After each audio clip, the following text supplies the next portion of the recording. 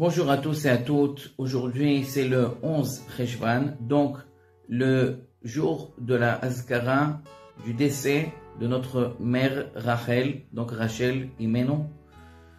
Et une petite réflexion à partager avec vous sur Rachel. Rachel, elle était la femme aimée de Yaakov. Yaakov Avinu aimait particulièrement Rachel. Il voulait se marier avec elle. À partir de quand il a commencé à aimer vraiment Rachel? Dès le premier regard. Lorsque Yaakov voit Rachel arriver avec son troupeau pour le faire boire dans le puits, tout de suite Yaakov est tombé amoureux de Rachel. Il court, il ouvre la pierre, il enlève la pierre qui était sur le puits pour donner à boire au troupeau de Rachel.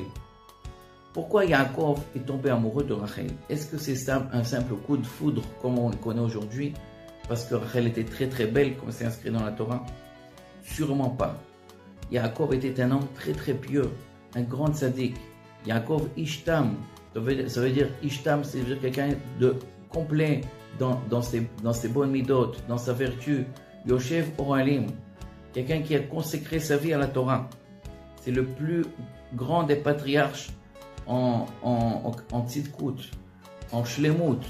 Donc comment c'est possible que Yaakov en une seconde est tombé amoureux d'une bergère?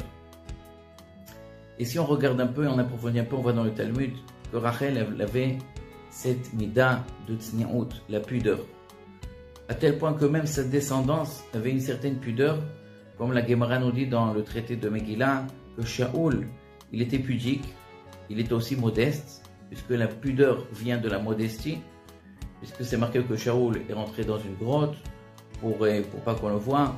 Et puis Shaoul, il a dit, il s'est caché quand on a voulu le nommer roi, il s'est caché, Shaoul nechba el hakelim, etc. Même Yosef, qui est le descendant de Rachel, le fils de Rachel, a caché sa mère pour pas que Esav la voie lorsque Yaakov a rencontré son frère Esav. Donc on voit beaucoup de pudeur dans Rachel et dans sa descendance. Et c'est ça que Yaakov il a aimé. Parce que Yaakov lui-même était quelqu'un de très modeste, comme nous dit la Gemara. Yaakov Katan, il se faisait petit. Donc Rachel peut-être on peut dire un commentaire, un petit ridouche, Rachel venait avec le troupeau. Pourquoi avec le troupeau? Elle emmenait le troupeau. Elle était la bergère. Mais ça veut dire qu'elle venait avec le troupeau, qu'elle se sentait elle-même comme faisant partie du troupeau par sa grande modestie, sa modestie qui a fait venir sa pudeur. Et on voit que les grands tzadikim, ils aiment beaucoup les bonnes midot, ils aiment beaucoup ce que Hachem aime, ils aiment ce que Hachem est, comme nous dit le roi David dans les psaumes, dans les Teilim, ou avec Hachem sin ura. Si tu aimes Hachem, donc tu aimes ce que Hachem aime, et tu es ce que Hachem est.